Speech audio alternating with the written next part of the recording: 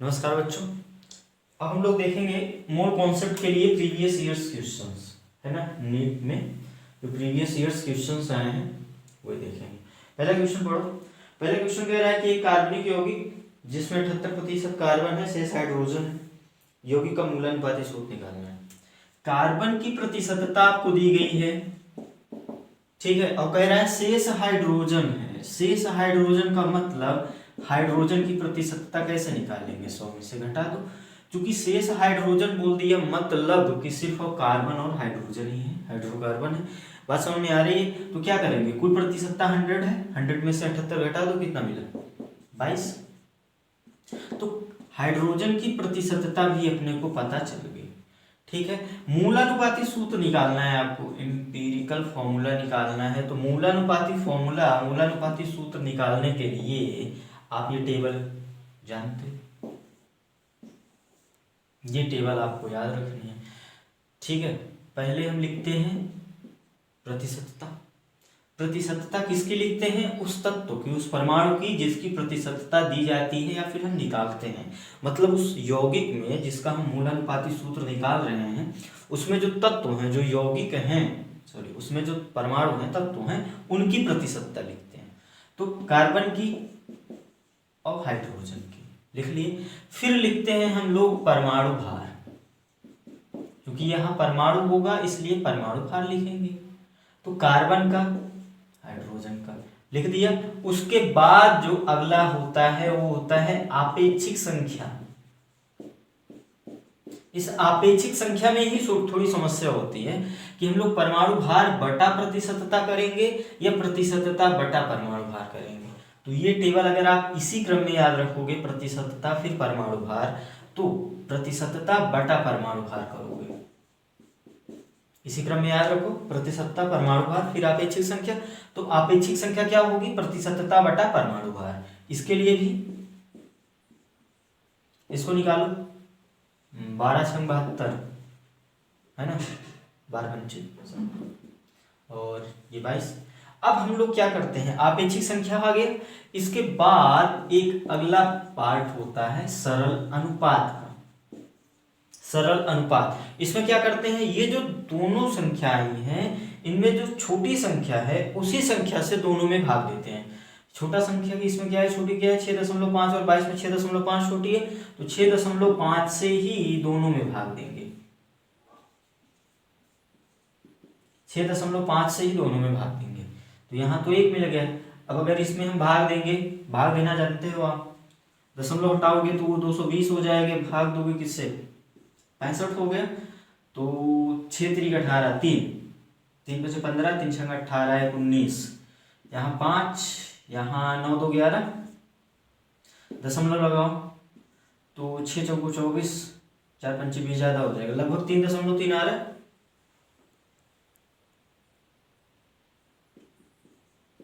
3.3। आप याद करो, जब आप मूलानुपाती सूत्र पढ़ रहे थे तो मूलानुपाती सूत्र क्या होता था, वहां पे उस यौगिक के लिए, जो परमाणु जिन परमाणुओं से वो यौगिक बना होता था उसका एक सरल अनुपात होता था, वही क्या होता था, मूलानुपाती सूत्र। तो अब यहाँ 3.3 को हम कितना लेंगे, 3, क्योंकि अपने को क्या चाहिए, सरल अनुपात।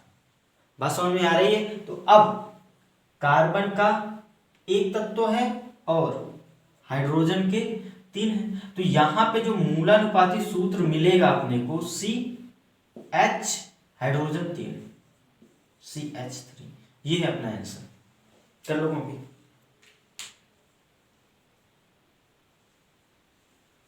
पॉज करके कॉपी कर लीजिएगा।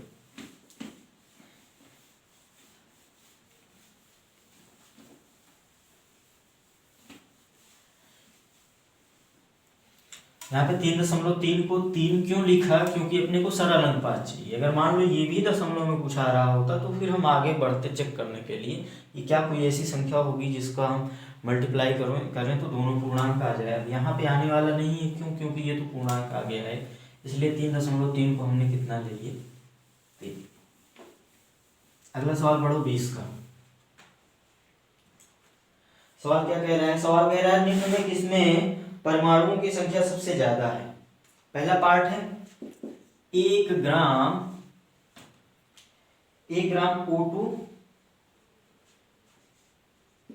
O2 गैस है। दूसरा पार्ट क्या है 1 ग्राम Li सॉलिड है। तीसरा पार्ट क्या है 1 ग्राम Ag ये भी सॉलिड है। और चौथा पार्ट है Mg कितना ग्राम है, ये भी 1 ग्राम है।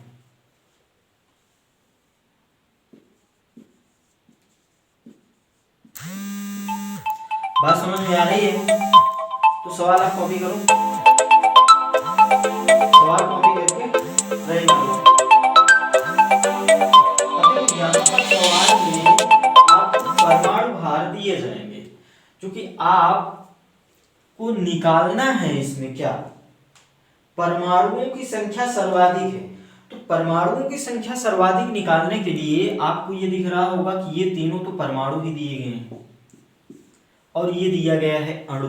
तो आप मोल का एक फॉर्मूला जानते हो, मोल बराबर क्या होता है, कणों की संख्या बटा अवोगाद्रो संख्या, याद है। अब ये कणों की संख्या जब हम मोल परमाणुओं के लिए निकालते हैं तो कणों की संख्या को क्या लिखते हैं, परमाणुओं की संख्या। और जब हम मोल निकालते हैं अणुओं के लिए तो यहाँ पे कणों की संख्या को लिखते हैं अणुओं की संख्या। अवोगाद्रो संख्या तो हर स्थिति में क्या रहेगा, बराबर ही रहेगा। तो अब यहाँ पे अगर हम पहले वाले पार्ट के लिए हम बात करें तो पहले वाले पार्ट के लिए, अच्छा यहाँ पे मात्रा दी गई है, सभी की मात्रा दी गई है। तो मात्रा और मोल में एक संबंध और भी जानते हो आप कि मात्रा जो कि अपने को ग्राम में लिया जाता है और बटा मोलर द्रव्यमान।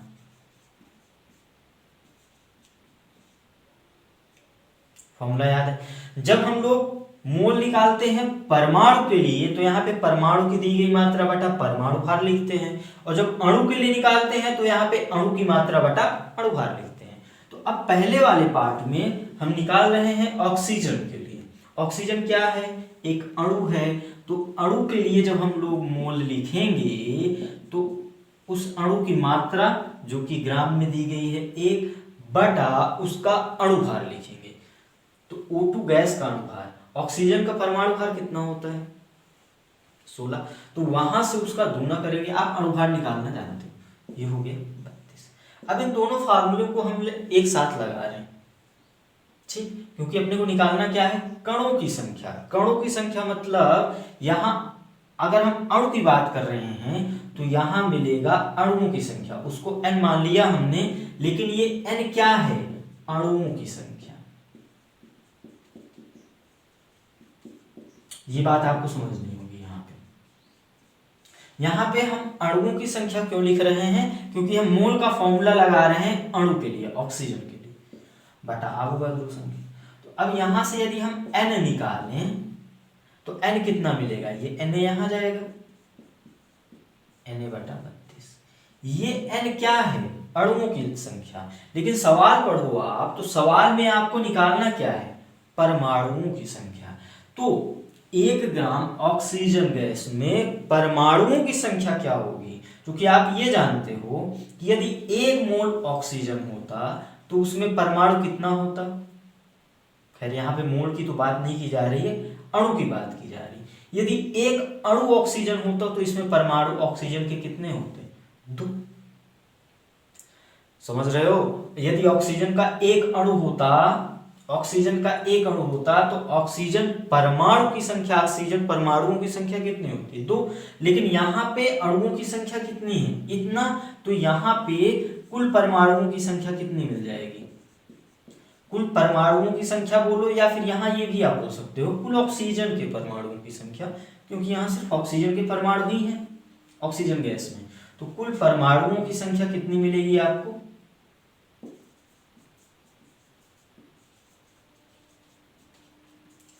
Na बटा 32। ये तो हो गया कुल अणु। और कुल अणु में आप इसकी परमाणुता से गुणा कर दो, या फिर कितने परमाणु हैं, कितने हैं, 2। इसको परमाणुकता भी बोलते हैं ना। तो ये कितना हो जाएगा Na/16। इतनी बात समझ में आई। तो पहले वाले पार्ट में हम निकाल चुके हैं क्या, कुल परमाणुओं की संख्या, जो कि आया कितना Na/16। अब इसी प्रकार हम इन सभी पार्ट के लिए भी निकालेंगे क्या, परमाणुओं की संख्या, और फिर देखेंगे कौन सबसे ज्यादा है। तो ये कॉपी कर लो, फिर इसी को हम हटाते हैं।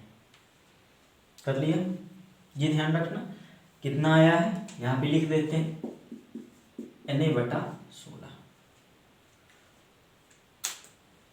अगले वाले पार्ट के लिए सॉल्व करो।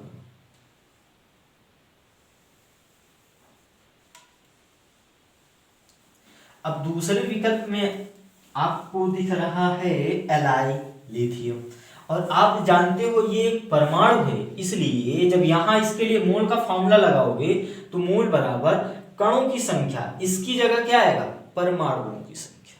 क्यों, क्योंकि जो मोल निकाल रहे हो आप किसके लिए, एक परमाणु के लिए निकाल रहे हो, तो यहाँ पे आएगा परमाणुओं की संख्या। अब मोल क्या होगा, मात्रा बटा द्रव्यमान। इन दोनों फार्मूले को हम लोग एक साथ लगा रहे हैं, तो मात्रा तो मिल गया 1/। अब यहाँ मोलर द्रव्यमान में क्या होगा, Li का परमाणु भार होगा, अणु भार नहीं, क्योंकि एक परमाणु है तो उसका परमाणु भार आप जानते हो सवाल में दिया भी जाता है, 7 होता है बराबर। अब यहाँ कणों की संख्या की जगह क्या आएगा, परमाणुओं की संख्या। परमाणुओं की संख्या क्यों आएगा, क्योंकि मोल हम लोग किसके लिए लगा रहे हैं, मोल का फॉर्मूला एक परमाणु के लिए लगा रहे हैं, तो परमाणुओं की संख्या या परमाणुओं की कुल संख्या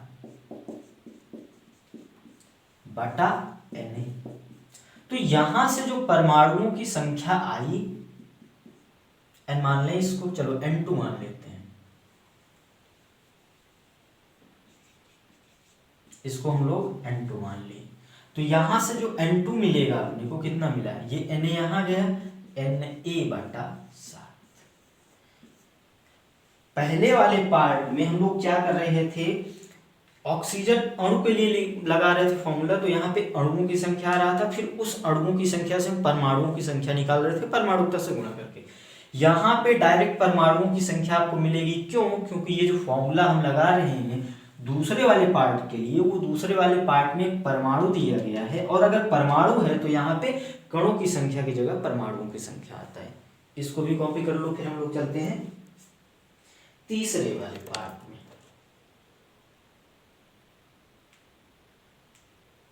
बात समझ में आ रही होगी आपको।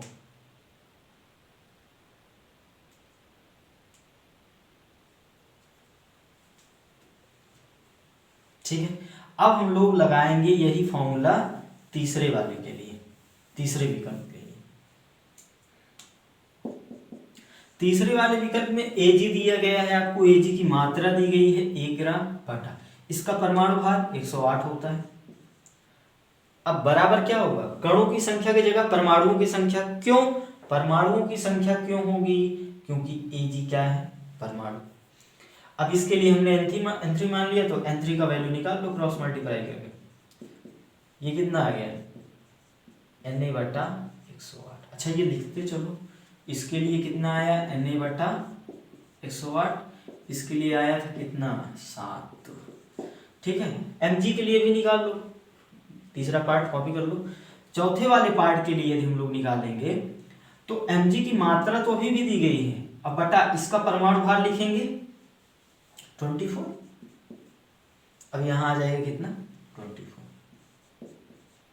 बात समझ में आ रही है, बहुत इजी क्वेश्चन है। N4 का वैल्यू कितना मिलेगा अपने को, Na/24। सिंपल सा क्वेश्चन है। यहाँ पर यही एक खास बात थी इस वाले पार्ट, बस चूंकि यहाँ पे अणु दे दिया गया था, अब वहां से जब फॉर्मूला लगाएंगे तो क्या मिलेगा, अणुओं की संख्या मिलेगा, फिर हमको परमाणुओं की संख्या निकालनी पड़ेगी। तो अब आप देख लो, चारों विकल्प में आप परमाणुओं की संख्या निकाल चुके हो। आपको पूछा क्या था, सर्वाधिक ना, सबसे ज्यादा अणुओं की संख्या किसमें होगी, तो सबसे ज्यादा किसमें होगी, जिसका हर सबसे छोटा होगा। ये दूसरा विकल्प आपका सही है।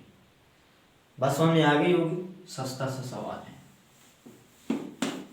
आप जानते हो नेट में क्या कौन सा बेस्ड क्वेश्चन पूछते हैं। पूछता है, बहुत टफ क्वेश्चन नहीं पूछता है ना? बहुत टफ मैं बोल रहा हूँ, बहुत टफ नहीं पूछता।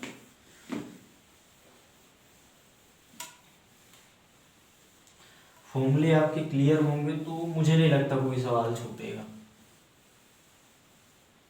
अगला सवाल पढ़ लो, सवाल पढ़ते रहो आप। 19 का क्वेश्चन है, कह रहा है कि हैबर प्रक्रम द्वारा 20 मोल अमोनिया बनाने के लिए कितने मोल हाइड्रोजन गैस आवश्यक है। हैबर प्रक्रम द्वारा अमोनिया बनना है, हैबर प्रक्रम से अमोनिया बनाना जानते हो आप, है ना? 20 मोल अमोनिया बनाना है आपको, 20 मोल अमोनिया आपको बनानी है। हाइड्रोजन गैस कितना लगेगी ये निकालना है आपको, सवाल में ये दिया गया है। अब आप हैबर प्रक्रम के माध्यम से जो अमोनिया बनती है उसके लिए अभिक्रिया जानते हो, हाइड्रोजन और नाइट्रोजन गैस है आपस में अभिक्रिया करके अमोनिया गैस बनाती है। इसको बैलेंस कर लो, 3 दूनी 6 होते हैं, 6 2, ठीक है। देखो मोल कॉन्सेप्ट के सवाल ना बनने का एक सबसे बड़ा कारण क्या होता है कि अभिक्रिया नहीं लिख पाते हैं लोग। मोल कॉन्सेप्ट के सवाल ना बनने का सबसे बड़ा कारण क्या होता है, अभिक्रिया ना लिख पाना। तो आप क्या करोगे, आप पूरे चैप्टर के दौरान जब चैप्टर पढ़ रहे होगे तो जो भी रिएक्शन मिलेगी, जो भी अभिक्रिया मिलेगी, उसको आप अच्छे से याद रखोगे तो सवाल बन जाएंगे। सवाल में कुछ भी नहीं, ये तो फंडामेंटल चैप्टर है, बेसिक सा सब चैप्टर है ये। तो अब यहाँ पे आप ये जानते हो कि जब कोई अभिक्रिया के लिए हम लोग ये लिखते हैं कि 3 मोल hydrogen gas 1 mole nitrogen gas आपस में अभिक्रिया करके 2 मोल अमोनिया बनाती है। मोल की बात करें, या फिर हम यही बात आयतन के लिए भी करते हैं कि 3 आयतन हाइड्रोजन, अब ये आयतन लीटर मिलीलीटर कुछ भी हो सकता है, 1 आयतन नाइट्रोजन गैस मिलकर 2 आयतन अमोनिया गैस बनाती है, ठीक है। और तीसरी बात हम अणु के लिए भी बोलते हैं कि 3 अणु हाइड्रोजन गैस 1 अणु नाइट्रोजन गैस मिलके आपस में विक्रिया करके 2 अणु अमोनिया गैस बनाते हैं। ये आप कॉन्सेप्ट में पढ़ के आ चुके हो। अब यहाँ पे मोल की बात कर रहा है, इसलिए हम लोग मोल मोल विश्लेषण करने वाले हैं, मोल मोल, ठीक है। अभी दिया गया है आपको किसका, अमोनिया का, निकालना है आपको हाइड्रोजन का। इतनी बात समझ में आ गई आपको, ठीक है। चले हम आगे। अब देखो यहाँ पे आपको याद होगा जब आप कॉन्सेप्ट पढ़ रहे थे कि इस अभिक्रिया की हम जब बात करते हैं तो ये बैलेंस अभिक्रिया होती है, बैलेंस हमने कर भी दिया है, ठीक है। तो यहाँ से मैं क्या बोला, अब देखो मोल की बात कर रहे हैं इसलिए मोल पे लिखेंगे हम लोग। ये मोल लिखने वाले हैं कि 2 मोल अमोनिया बनाने के लिए हाइड्रोजन के कितने मोल चाहिए, क्योंकि हाइड्रोजन के मोल निकालने हैं, आप एक एक नियम जानते हो, जो निकालना होता है वो राइट साइड में लिखते हैं, है ना। तो इसका निकालना है तो ऐसा सेंटेंस लिखेंगे कि हाइड्रोजन इधर पड़े, तो अमोनिया पहले लिखो, तो 2 मोल अमोनिया बनाने के लिए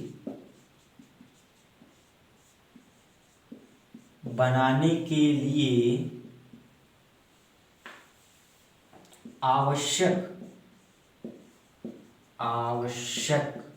H2 के मोल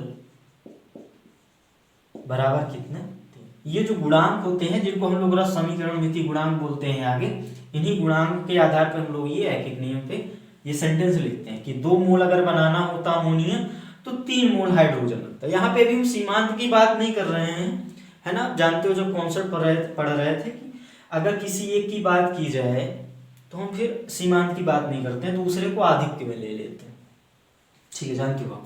अब यहाँ पे देखो जो अमोनिया बन रहा है वो 20 मोल बन रहा है। अगर 2 मोल हमको बनाना होता, अगर अमोनिया हमको 2 मोल बनाना होता तब तो हमको हाइड्रोजन गैस के 3 मोल चाहिए थे, लेकिन हमको अमोनिया बनाना कितना है, 20 मोल। तो अब एक एक नियम लगा दो, इसलिए 20 मोल अमोनिया बनाने के लिए H2 के आवश्यक मोल कितने होंगे, ये 3, ये बाई 2। एक एक नियम जानते हो, एक के लिए निकालोगे तो कितना होगा 3/2, और फिर ये जिसके लिए निकालोगे ये मल्टीप्लाई हो जाएगा, तो ये कितना हो गया 30 मोल। यही आपका आंसर है, एक लाइन का सवाल है ना।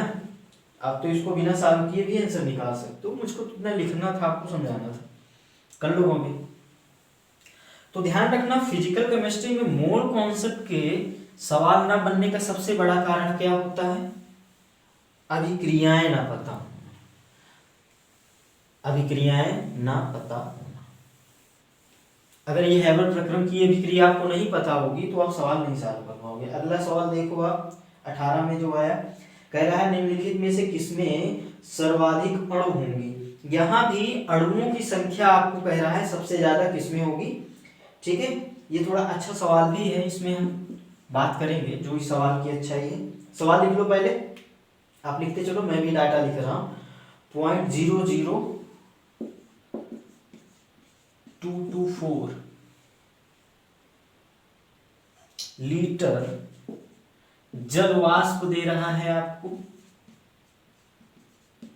खास बात क्या है कि ये 1 एटीएम पे और 273 केल्विन पे दे रहा है। ठीक है, दूसरे वाले पार्ट में 0.18 ग्राम, 0.18 ग्राम जल दे रहा है। तीसरे वाले पार्ट में 18 ml जल दे रहा है। और चौथे वाले पार्ट में 10⁻³ मोल जल दे रहा है। इन चारों में से किसमें अणुओं की संख्या सबसे ज्यादा होगी, ये आपको निकालना है। सवाल समझ में आ गया। अब आपको जब भी मोल, परमाणु, अणु, द्रव्यमान की बात, आयतन की बात की जाए तो जो फॉर्मूला पढ़ा है आपने, मोल बराबर मात्रा, ये मात्रा ग्राम में लेते हैं, बटा मोलर द्रव्यमान। अब यहाँ पे सभी अणु ही हैं, जल है, इसलिए हम यहाँ पे सीधा अणुभार लिख दे रहे हैं, आप बुरा मत मानना। ये क्या है, ये मोलर मास है, जो कि हम अणु के लिए निकालेंगे तो अणुभार हो जाएगा, परमाणु के लिए निकालेंगे तो परमाणु भार हो जाएगा, बराबर कणों की संख्या बटा अवोगाद्रो संख्या। लेकिन यहाँ पे सभी क्या है, अणु ही है, इसलिए सीधा हम लोग लिख सकते हैं अणुओं की संख्या, अणुओं की संख्या। पिछले वाले पार्ट में ये सीधी बातें हम नहीं लिखे थे, क्यों? क्योंकि वहां परमाणु और अणु दोनों दिया गया था, बटा अवोगाद्रो संख्या। और एक फार्मूला आप और जानते हो, आयतन जो कि लीटर में लिया जाता है, और एसटीपी पर ये बटा होता है 22.7, और यही आयतन लीटर में ही, लेकिन 1 एटीएम और 273 केल्विन ताप पर ये बटा होता है 22.4, है ना।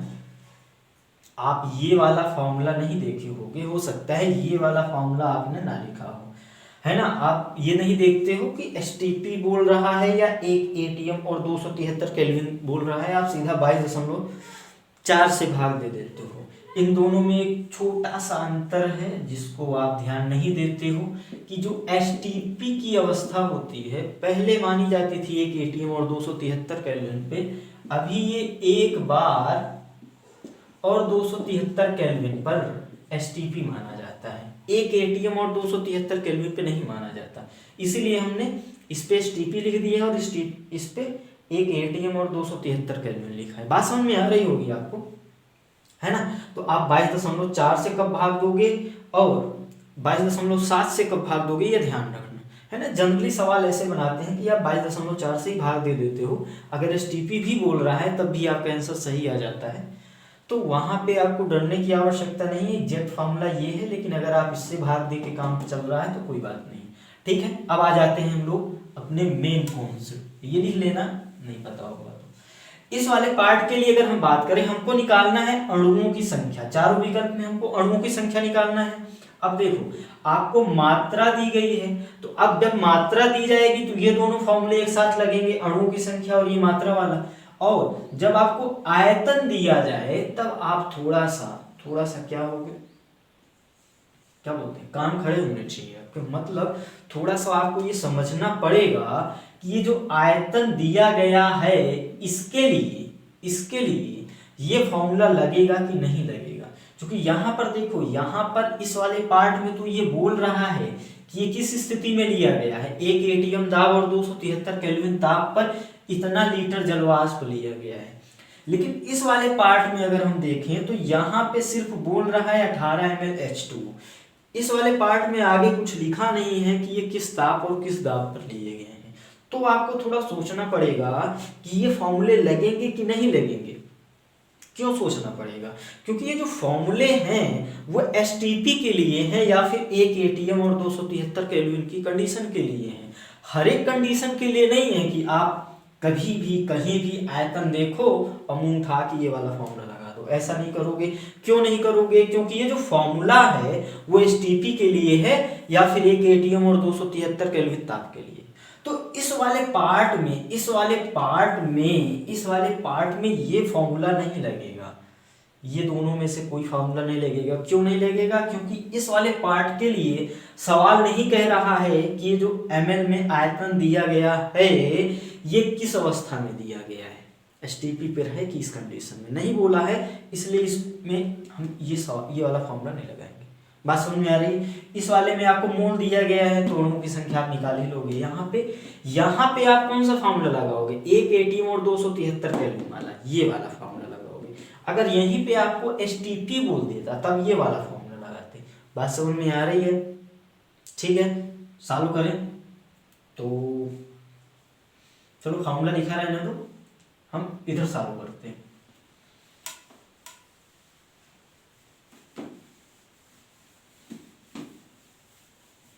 इस सवाल की खास बातें आपको समझ में आ गई। मोल और आयतन देख के सीधा इस फॉर्मूले पे नहीं जाना है। इस फॉर्मूले पे जाने से पहले आपको ये भी देखना है कि कंडीशन पूरी हो रही है कि नहीं, मतलब एसटीपी पर वो दिया गया है या इस स्थिति पे दिया गया है या दिया ही नहीं गया है। हम फॉर्मूला लगाना शुरू कर दिए हैं।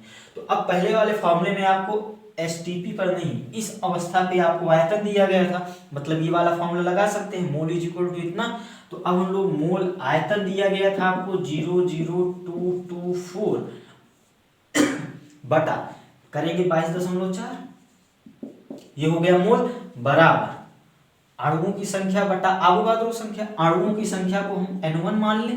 अब देखो हर बार अणुओं की संख्या, क्योंकि अणु की बात कर रहे हैं हम लोग, बटा अवोगाद्रो संख्या।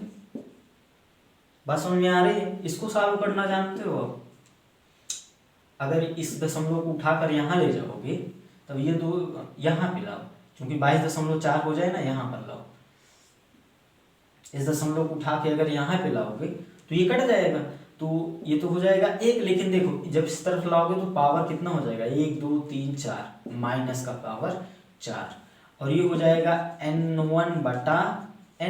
तो यहाँ से जो N1 का वैल्यू मिलेगा ये मिलेगा 10⁻⁻⁴ Na। मतलब पहले वाले विकल्प में जो अणुओं की संख्या आई है वो कितना आई है? 10⁻⁻⁴ Na का मान भी रख दो आप, क्योंकि यहाँ पे आपको तुलना करना है कौन छोटा है कौन बड़ा है, इसलिए Na का मान रखना आवश्यक नहीं। समझ गए बात? आप इसको लिख लो, है ना, ये भूल लेना। इतना आ गया। अब दूसरे वाले पार्ट के लिए हम देखते हैं कौन सा फॉर्मूला लगेगा। पहले इसको कॉपी,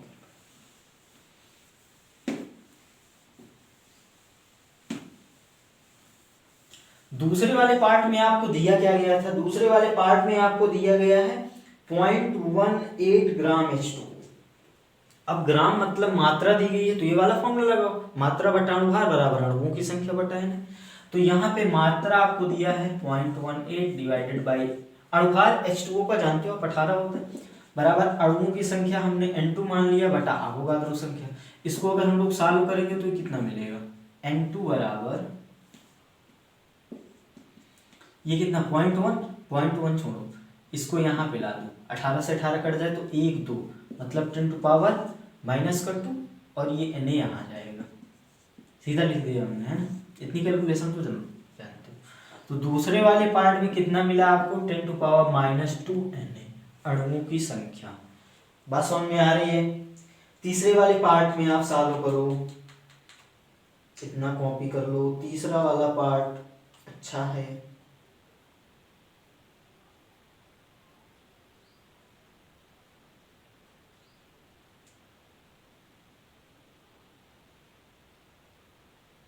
कर लिए।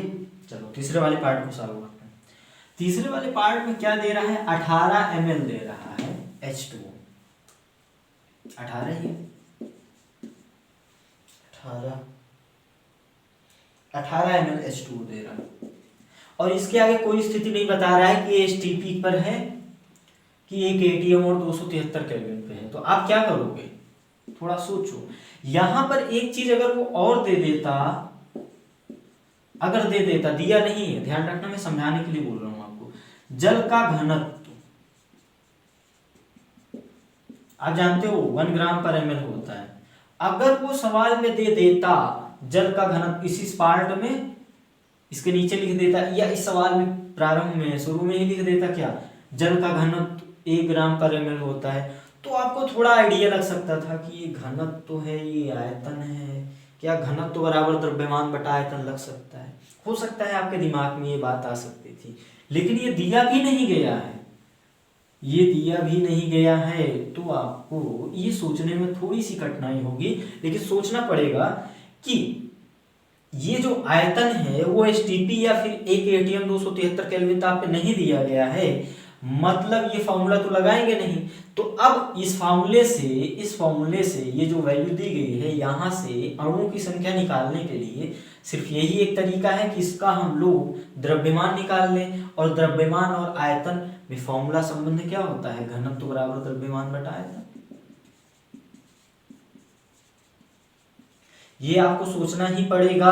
आपको जल का घनत्व तो याद होता है, नहीं याद होता तो आज के बाद याद होना चाहिए, 1 ग्राम पर ml, ये याद होना चाहिए, ठीक है। अब जब घनत्व तो आपको याद हो गया, आयतन आपको दिया गया है, तो यहाँ से आप द्रव्यमान निकाल सकते हो। फिर द्रव्यमान ये वाला फॉर्मूला लगाकर आप अणुओं की संख्या निकाल सकते हो, यही तरीका है। घनत्व एक, द्रव्यमान, आयतन आपको दिया गया है 18 ml, तो यहां से जो द्रव्यमान मिलेगा आपको वो 18 ग्राम में मिलेगा ना, क्योंकि ये ग्राम पर ml से कट जाएगा, ग्राम में आ जाएगा। बात समझ में आ रही है। अब आपको द्रव्यमान पता चल गया, अब आप फॉर्मूला ये लगा दो, मोल, तो मोल के लिए ये हो गया 18 द्रव्यमान बटा अणुभार 18 इज इक्वल टू अणुओं की संख्या जो कि निकालना है, ये तीसरा विकल्प है N3 मान लें, डिवाइडेड बाय अवोगाद्रो संख्या। तो यहां से जो N3 का वैल्यू मिलेगा, कितना मिलेगा, Na के बराबर। बात समझ में आ रही है। तो इस वाले पार्ट को आप ध्यान रखना। चौथे वाले पार्ट को यदि हम देखें तो 10 की घात -3 मोल H2, 10 की घाते -3 मोल H2O दे रहा है, मतलब सीधा सीधा मोल दिया गया है और अणुओं की संख्या आपको निकालनी है। तो ये वाला फॉर्मूला लगाओ, मोल बराबर अणुओं की संख्या बटा अवोगाद्रो संख्या।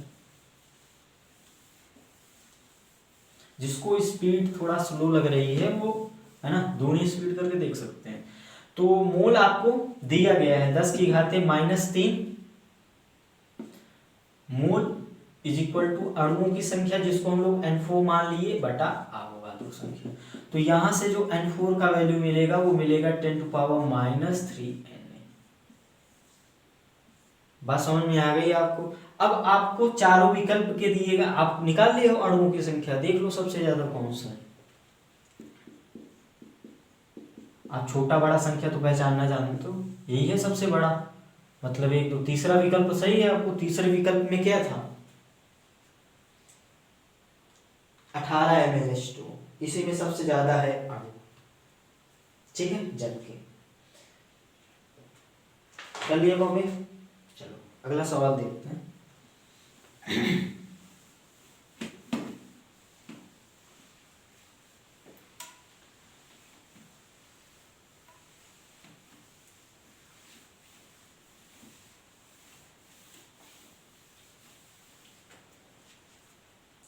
सवाल कह रहा है कि 2.3 ग्राम फार्मिक अम्ल आप जानते हो HCOOH होता है, ये फॉर्मिक अम्ल है, फॉर्मिक, और इसकी मात्रा दी गई है 2.3 ग्राम।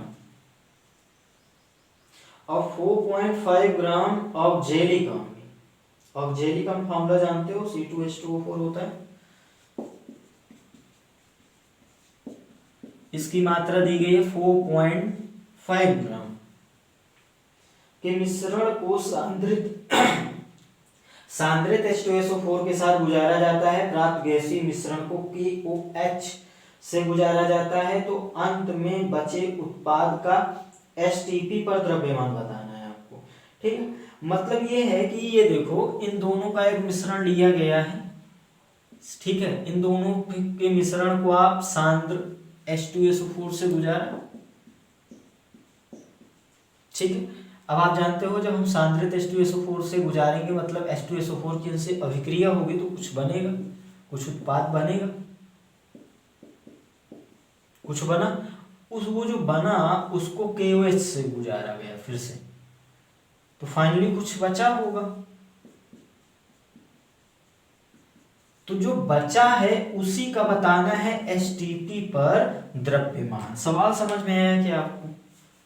इन दोनों के मिश्रण को सांद्रित, यहाँ पे सांद्रित H2SO4 है, गुजारा गया, जो उत्पाद मिला अपने को फिर KOH से गुजारा गया, और जो फाइनली जो उत्पाद मिला उसका STP पर द्रव्यमान बताना है। कॉन्सेप्ट समझ में आ गया सवाल आपको? ये सवाल क्या कह रहा है? ठीक है, मतलब ये है कि हमको ये देखना पड़ेगा कि जो फॉर्मिक अम्ल है और जो ऑक्जेलिक अम्ल है उन दोनों की सांद्रित H2SO4 से अभिक्रिया करा के क्या उत्पाद बनने वाला है। आपको समझ में आ गई? मैं पहले ही बोल चुका हूं कि मोल कॉन्सेप्ट के सवाल ना बनने का एक सबसे बड़ा कारण क्या होता है? अभिक्रियाओं का ना पता होना।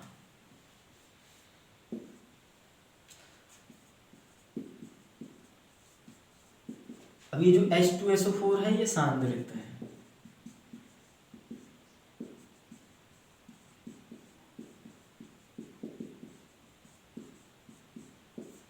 बात समझ में आ गई? तो पहले वाली अभिक्रिया का जो उत्पाद मिलेगा अपने को CO2 और H2O मिलेगा, CO और H2O, ठीक है, COH2O, और इसमें COH2O के साथ CO2 भी मिलेगा। अब खास बात सुनो, ये जो H2O है इनको H2SO4 अवशोषित कर लेगा। क्या कर लेगा? H2SO4 अवशोषित कर लेगा, मतलब ये दोनों नहीं मिलने वाले हैं। बात समझ में आ रही है? क्यों लिख दिया हमने? क्योंकि आपको ये बात बता सकें। बात समझ में आ गई आपको?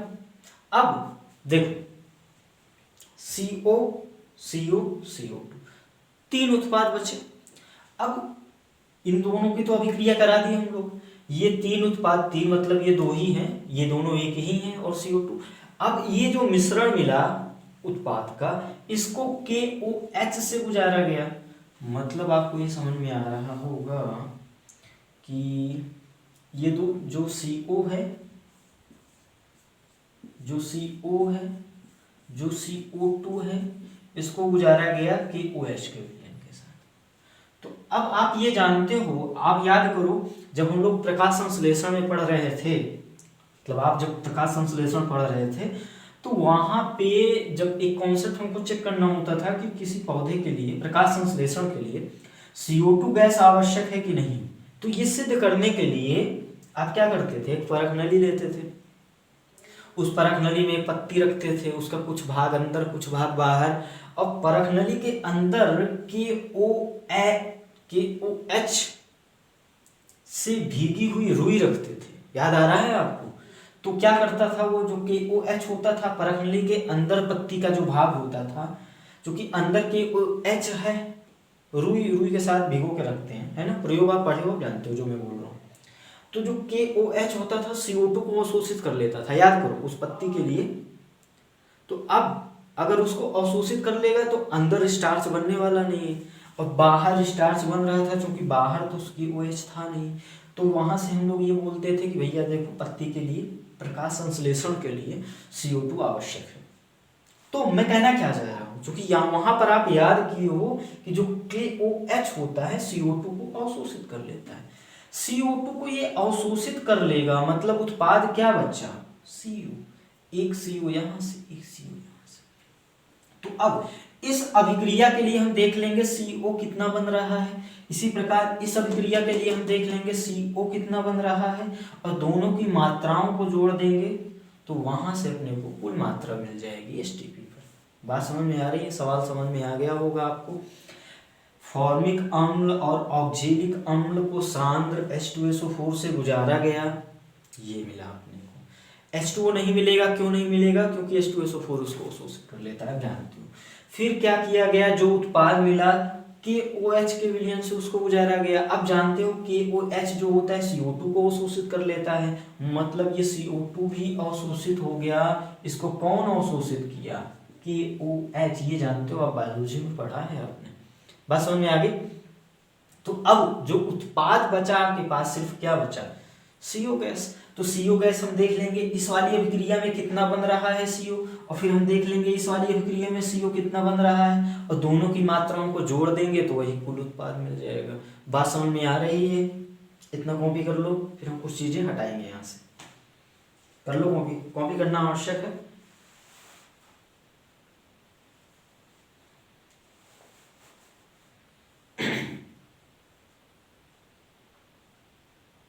चलो कर लिए हो गए, है ना। अब हम दोनों अभिक्रियाओं के लिए CO निकालने वाले हैं। इस वाली अभिक्रिया के को हटा देते हैं, अभी फिर से लिखेंगे जब हम लोग कैलकुलेशन करेंगे। तो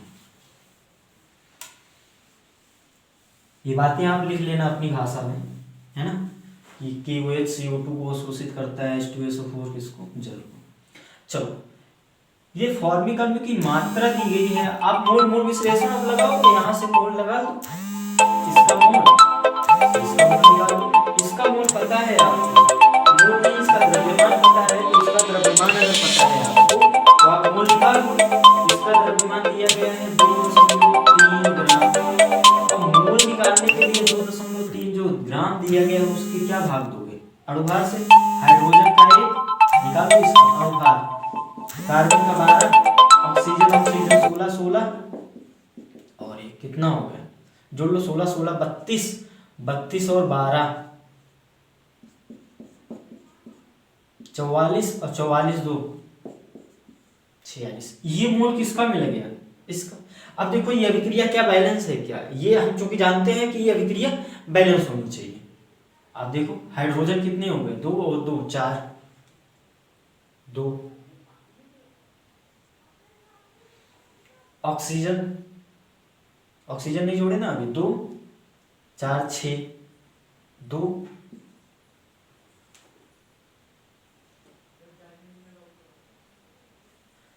अच्छा, ये बैलेंस अभिक्रिया ही है, क्योंकि ये H2O को क्या कर लेता है, अवशोषित। ये बैलेंस अभिक्रिया ही है। अब यहां से इसके मोल पता चल गए आपको, तो इसके मोल निकाल लो आप एक एक नियम आप यहाँ पे लगा सकते हो आप, क्योंकि अगर ये 1 मोल होता तो ये 1 मोल बनता, अगर ये 1 मोल होता तो ये 1 मोल बनता, लेकिन ये कितना मोल है, इतना मोल है, तो इतना मोल ही बनेगा। ये 2.3 23 गुणा 46 होता है ना, तो इसको सॉल्व कर लो, ऊपर नीचे 10 का गुणा कर दो, ऊपर नीचे 10 का गुणा करोगे तो ये तो दशमलव ले गया, और 20। अब इसी प्रकार दूसरी वाली अभिक्रिया लिखो, और दूसरी वाली अभिक्रिया के लिए भी आप क्या लिखो, मोल। दूसरी वाली अभिक्रिया लिख दें, इसके ऊपर लिख देते हैं 4.5 ग्राम था, याद रखना, C2H2O4 ऑक्जेलिक अम्ल के लिए। ये बैलेंस अभिक्रिया ही है, ध्यान रखना। H2O को क्या कर लेता है, H2SO4 अवशोषित कर लेता है। अब यहाँ पे जो अभिक्रिया है C2H2O4, यहाँ अपने को CO2H2O जो भी मिला था उससे तो काम है नहीं, चलो लिख दो। अब यहाँ पे इसका द्रव्यमान 4.5 था ना, 4.5 ग्राम था इसका द्रव्यमान। अब इसका आप जब अणुभार निकालोगे तो 12 दूना 24, 24 दूनी 26, 16 चौको 64, 90 आ गए। अब ये भी अगर ये में 1 मोल होता तो ये 1 मोल बनता, तो ये इतना मोल है तो ये इतना मोल बनेगा। 45 गुना 90, ये भी आ गया इतना मोल, ये मोल में आ रहा है, द्रव्यमान में नहीं आ रहा है। आप जानते हो मोल मोल विश्लेषण के लिए मोल अणु और आयतन लगाते हैं, द्रव्यमान नहीं लगाते हैं। तो अब कुल मोल आपको पता चल गया, 1/20 1/20 दोनों को जोड़ दो और द्रव्यमान निकालना है आपको। द्रव्यमान के लिए क्या करो, फॉर्मूला लगा दो, हटा दें इसको। मोल बराबर द्रव्यमान बटा अनुभार लगा के वहां से द्रव्यमान निकाल दो। कुल मोल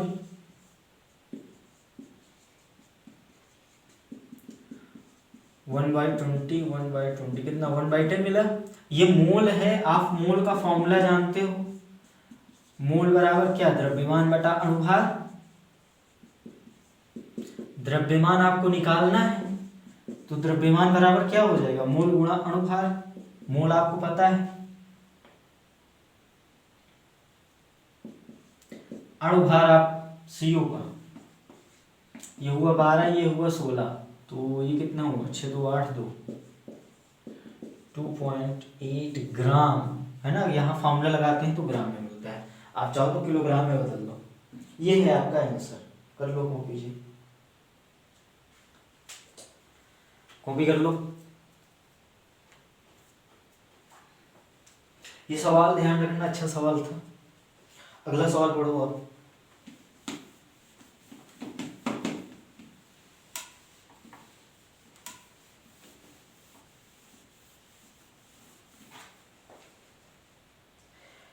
मान लें दो तत्व x और y मिलकर दो यौगिक XY2 और X3Y2 बनाते हैं 0.1 मोल। इसका आपको मोल पता है 0.1, भार भी इसका दिया गया है, इसका इतना मोल दिया गया है और इतना ग्राम भार दिया गया है। और दूसरे वाले यौगिक का मोल आपको दिया गया है 0.05 और भार कितना दिया गया है 9 ग्राम। आपको निकालना क्या है, x और y के परमाणु भार। सवाल पढ़ लिया आपने। अब देखो x और y दो परमाणु हैं, ये दोनों आपस में अभिक्रियाएं करते हैं, किसी प्रकार संयोजित होकर दो यौगिक बनाते हैं। XY2 बनाता है और X3Y2 बनाता है।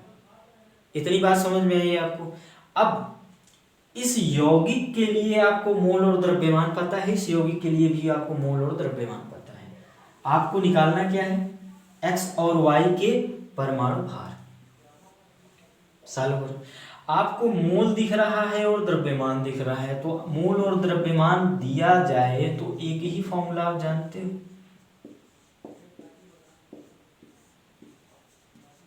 यहां पे मैं अणुभार क्यों लिख रहा हूं, क्योंकि ये अणु है।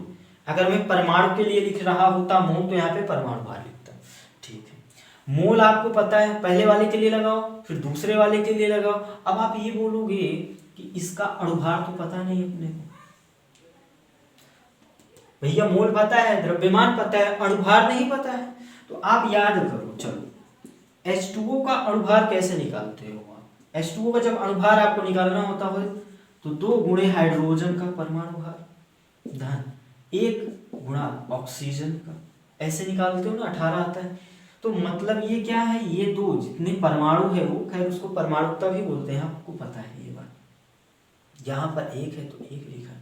तो अब अगर हम लोग XY2 का अणुभार लिखें, ध्यान रखना यहाँ पे मैं अणुभार लिख रहा हूँ, XY2 का अणुभार, तो अपने को x और y के क्या पता होने चाहिए, परमाणु भार। और वही पूछा भी तो है, सवाल में वही पूछा है, परमाणु भार पूछा है x और y के। तो मान लो आप x और y के परमाणु भार मान लो, x का a मान लो प्लस 2 इंटू y का b मान लिया। x का परमाणु भार a माना, y का b माना, तो XY2 का जो अणुभार मिलेगा वो कितना मिलेगा, a + 2b। इसी प्रकार X3Y2 का अणुभार कितना मिलेगा, इसकी परमाणुकता, x की परमाणुकता इस बार 3 है तो ये 3a हो जाएगा प्लस 2b हो ये बात समझ में आई होगी आपको। ये हम लोग क्या लिखे हैं, अणुभार लिखे हैं, और x का परमाणु भार हमने a माना और y का परमाणु भार हमने b माना, और यही अपना आंसर भी होगा, a और b ही अपने को निकालना है। तो अब अगर पहले वाले यौगिक के लिए हम मोल निकालें तो मोल आपको पता है, फॉर्मूला लगा दो आप बस। इसका द्रव्यमान पता है आपको, अणुभार आपने यहां से निकाला है +2, तो इसको क्या करोगे, क्रॉस मल्टीप्लाई करो इसको, है ना, ऊपर नीचे 10 का गुणा कर दो ताकि दशमलव हट जाए। आप जिस भी तरीके से दशमलव हटाते हो आपकी जनता है। तो अब जब दशमलव हटाओगे तो ये 10 हो जाएगा, इसको समीकरण 1 मान लो।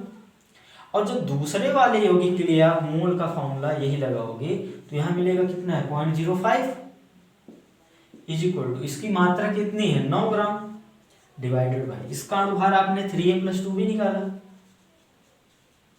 इतनी समझ में आ रही बात, समझ में आ रही। अब क्रॉस मल्टीप्लाई करने के लिए क्या करोगे आप, 100 का गुणा करो, तो यहाँ से मिला 3a+2b इज इक्वल टू, अब देखो एक तो 5 ही बटा में जाएगा और दूसरी बात ये 100 यहाँ जाएगा, तो ये हो जाएगा 900, क्योंकि 100 का गुणा कर रहे हो आप, गुणा भाग कर रहे हो दशमलव हटाने के लिए, बटा 5, तो इसको चलो 5 से भाग भी दे दो, 5 एकम 5 4 9 5 8 40, इसको समीकरण 2 मान लो।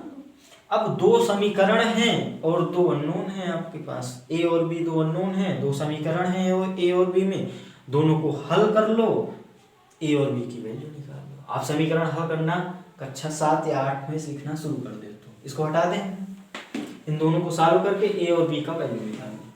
तो इनको सॉल्व करने के लिए क्या करोगे आप, ये 2b दोनों में सेम दिख रहा है और सेम साइन भी दिख रहा है, सेम चिन्ह दिख रहा है, तो अब क्या करो, घटा दो, एक में से 2 घटा दो या 2 में से 1 घटा दो, ठीक है। ये 3a+2b बराबर कितना मिला अपने को, 180, और ये मिला a+2b 100। ये दूसरा समीकरण था, ये पहला समीकरण। आपको क्या करना है, घटाना है, घटाना जानते हो, नीचे वाले का चिन्ह बदल देते हैं कुछ भी, ये कैंसिल हो जाएगा, इसमें से इसको घटाओगे तो ये 2a मिलेगा, इसको घटाओगे तो 80 मिलेगा, तो a का वैल्यू कितना मिला 40, मतलब x का परमाणु भार अपने को पता चल गया 40। अब y का भी निकालना है, मतलब b निकालना है, तो किसी समीकरण 1 में a का वैल्यू डाल दो, इसी समीकरण में डाल देते हैं, चलो समीकरण 1 से ही निकाल लो आप। तो समीकरण 1 में आप a का वैल्यू 40 रख दो, प्लस 2b बराबर 100, तो यहाँ से 2b बराबर ये घट गया तो 60 मिला, तो b बराबर कितना मिला 30, और यही है क्या, y का परमाणु भार। तो अपने आंसर क्या हो गए 40 और 30। कर लो कॉपी, सस्ता सा सवाल था, कोई खास सवाल नहीं है ये। अगला सवाल लिखो,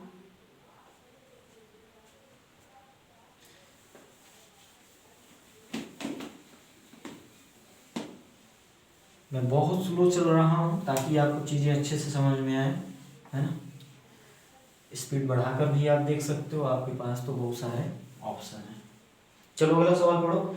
कह रहा है जल अणुओं की अधिकतम संख्या बताइए। 4 विकल्प दिए गए हैं आपको, कह रहा है कि किसमें जल के अधिकतम अणु हैं। पहला H2O के 18, पहले वाले पार्ट में H2O के 18 अणु, सीधा सीधा अणु दे दिया आपको, कुछ करना नहीं पड़ेगा आपको। दूसरे वाले विकल्प में 1.8 ग्राम H2, 1.8 ग्राम पानी। तीसरे वाले विकल्प में क्या बोल रहा है, 18 ग्राम पानी। चौथा विकल्प क्या बोल रहा है आपको, 18 मोल पानी। देख रहे हो ये सवाल बहुत ज्यादा रिपीट होता है, अणुओं की संख्या परमाणुओं की संख्या निकालने के लिए, है ना, सबसे ज्यादा किसमें है। तो अब क्या करोगे, सीधा सीधा 2 फॉर्मूले लगाओ एक साथ। अब यहाँ पे देखो द्रव्यमान दिया गया है, इस वाले पार्ट में तो सॉल्व करने की आवश्यकता नहीं है, सीधा अणुओं की संख्या आपको दे दिया है 18। इस वाले में और इस वाले में सॉल्व करने की आवश्यकता है, इस वाले में मात्रा दी गई है। तो आप फार्मूला मोल वाला लगाओ, 2 फार्मूला एक साथ लगाओ, मात्रा ग्राम में बटा अणुभार। अणुभार क्यों लिख रहा हूं, क्योंकि भैया ये अणु है, अगर परमाणु होता तो क्या निकलता, परमाणु भार। यहाँ पे लगाएंगे अणुओं की संख्या। अणुओं की संख्या क्यों? क्योंकि अणु की बात कर रहे हैं, अगर परमाणु की बात कर रहे होते तो परमाणुओं की संख्या निकलता। बात समझ में आ रही है आप? ये मोल के लिए दोनों फॉर्मूले एक साथ लिख दिए। तो अब दूसरे वाले विकल्प की अगर हम बात करें तो मात्रा दी गई है आपको 1.8 ग्राम। H2O का अनुभार आप 18 जानते हो। यहाँ अणुओं की संख्या अगर N2 मान ले हम लोग तो ये Na हो गया, तो यहाँ से N2 का वैल्यू कितना मिला है? ये 0.1 मतलब 10 टू पावर -1 इतनी बात समझ में आ रही होगी आपको। तीसरे वाले विकल्प के लिए सॉल्व करो, फास्ट कैलकुलेशन कर सकते हो ना, ये सवाल पीछे हम कर चुके हैं। मात्रा आपको दिया गया है 18 ग्राम, यही फॉर्मूला फिर से लगेगा, 18/18 हो जाएगा, क्योंकि इस बार मात्रा 18 है, अणुभार भी 18 है, बटा अणुओं की संख्या चलो हम N3 मान लिए, ये Na मिल गया। तो यहां से जो N3 का वैल्यू मिलेगा अपने को सीधा सीधा Na के बराबर मिलेगा, क्योंकि ये कट गया, एक हो गया। चौथे वाले विकल्प में आपको मोल दे दिया गया है, तो ये दोनों फार्मूला मोल के लिए ही तो हम लोग लगा रहे थे ना। तो अब क्या लिखेंगे? मोल बराबर इतना, मोल आपको पता है 18 बराबर अणुओं की संख्या हम N4 मान लिए डिवाइडेड बाय Na, मतलब अवगाद्रो संख्या। ये क्या है? मोल। मोल बराबर ये, इस बार ये फॉर्मूला लगाएंगे। तो यहां से जो N4 का वैल्यू मिला आपको, कितना मिल गया? 18 Na। अब देखो पहले वाले विकल्प में 18 है, इसको N1 मान लो आप।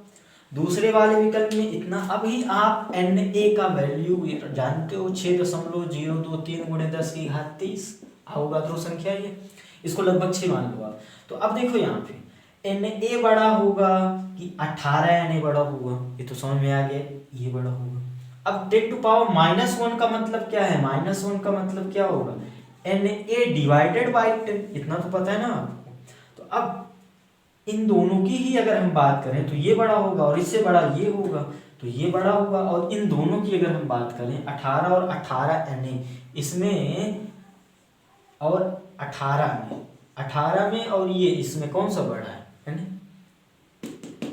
तो अपना आंसर क्या होगा? चौथा, है ना। छोटा बड़ा पहचानते हो आप, कर लो कॉपी।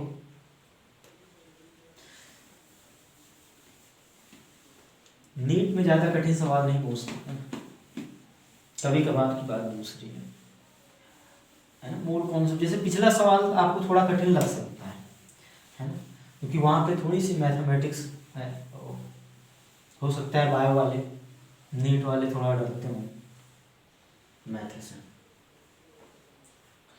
तो अगला सवाल पढ़ लो आप जल्दी से। कह रहा है कि जब 50 ml 16.9%, 50 ml 16.9% AgNO3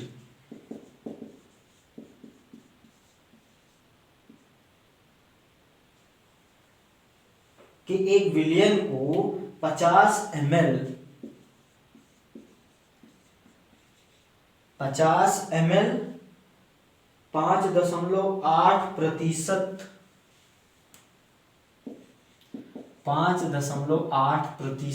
NaCl के विलयन के साथ मिश्रित किया जाता है, तो बनने वाले अवक्षेप का भार। ये दो मिश्रण दिए गए हैं आपको, 50 ml और इतना प्रतिशत AgNO3 का एक विलयन है और 1 विलयन ये है। इन दोनों को मिश्रित किया गया, मिलाया गया। तो अब देखो आप जानते हो कि ये दोनों आपस में जो मिलाए जाएंगे, विक्रिया करेंगे, है ना। तो यहाँ पे जो अवक्षेप बनेगा, अवक्षेप मतलब जो जाके तली में बैठ जाए, तो जो अवक्षेप मिलेगा उसका क्या निकालना है आपको? भार निकालना है, मतलब उसकी मात्रा निकालनी है। तो अब देखो यहाँ पे मैं पहले भी बोल चुका हूं कि फिजिकल केमिस्ट्री में मोल कॉन्सेप्ट के सवाल ना बनने का एक कारण सबसे बड़ा क्या होता है? अभिक्रिया ना पता हो। अब जब NaCl और AgNO3 आपस में अभिक्रिया करेंगे तो क्या बनेगा? एक अवक्षेप। अब देखो यहाँ पे ये प्लस है, ये माइनस है, Ag ये प्लस है और ये माइनस, तो प्लस माइनस अब जानते हो, ये वाला प्लस इस वाले माइनस से, तो AgCl बनेगा। बात समझ में आ रही है आपको? और NaNO3 बन जाएगा। इसीलिए जब हम लोग NaNO3 जब डिटेल में पढ़ रहे होते हैं तो ये अभिक्रियाओं पे ज़्यादा फोकस करते हैं, जो कि पूछता है, जो पूछी गई है ना। तो अब यहाँ पे बनने वाला अवक्षेप क्या है, यही है। ये तीर तो खैर नहीं लगाना चाहिए, अब कंफ्यूज ना हो जाओ, ये ऊपर जाने वाली तीर है। अवक्षेप ऐसी तीर लगाते हैं, इसका सीधा सा मतलब ये नीचे जाके बैठेगा, अवक्षेप है। बात समझ में आ गई आपको। अब इसी का आपको द्रव्यमान निकालना है। अब ये विक्रिया लिखते ही आप तो ये समझ में आएगा कि हम मोल मोल विश्लेषण लगा देंगे, इसका मोल पता चल जाए, इसका मोल पता चल जाए। अब अगर दोनों की मात्रा दी जाए तो आप सीमांतकारी अभिकर्मक पढ़ रहे थे ना, कि जब दोनों की मात्राएं दी जाती हैं तो सीमांतकारी अभिकर्मक भी चेक करते हैं, और किसी एक की मात्रा दी जाती है तो हम दूसरे को अधिक में मान करके अभिक्रिया चला देते हैं, वहां पे सीमांत का कोई लफड़ा नहीं होता। तो अब यहाँ की अगर हम बात करें, दोनों की मात्राएं दी गई हैं, आपको की मात्रा कहाँ दी गई है, यहाँ कुछ आयतन की बात कर रहा है, वो भी विलयन के आयतन की बात कर रहा है। ये 50 ml इतना विलयन लिया गया है और ये दूसरा विलयन लिया गया है। तो ये जो यहाँ पे जो विलेय है, जैसे इस वाले विलयन का विलेय AgNO3 है और इस वाले विलयन का जो विलेय है NaCl है, इन दोनों की मात्रा निकालनी पड़ेगी आपको। और मात्रा निकालने के लिए ये विलयन के बारे में कुछ जानकारी दी गई है, वहां से आपको इनकी मात्राएं निकालनी पड़ेगी। और जब इनकी मात्राएं पता चल जाएं तो इसकी मात्रा हम निकाल लेंगे मोल मोल विश्लेषण लगा के। कॉन्सेप्ट समझ में आ गया अब क्या करने वाले हैं हम लोग, ठीक है। तो कहां पर है, चलो ये विक्रिया फिर से लिखेंगे, अभी हटा देते हैं इसको, पहले इनकी मात्राएं तो निकाल लें। बात समझ में आ गई ना आपको। तो अब देखो 50 ml 16.9% AgNO3, इसका मतलब जब आप कॉन्सेप्ट पढ़ रहे थे तो आपको बताया गया था परसेंटेज W/V। किसी विलयन में इसकी जब डेफिनेशन पढ़ते हो आप, तो ये क्या मिलता है यहाँ पे, विलेय की मात्रा, याद करो आपको, विलेय की मात्रा ग्राम में डिवाइडेड बाय विलयन का आयतन,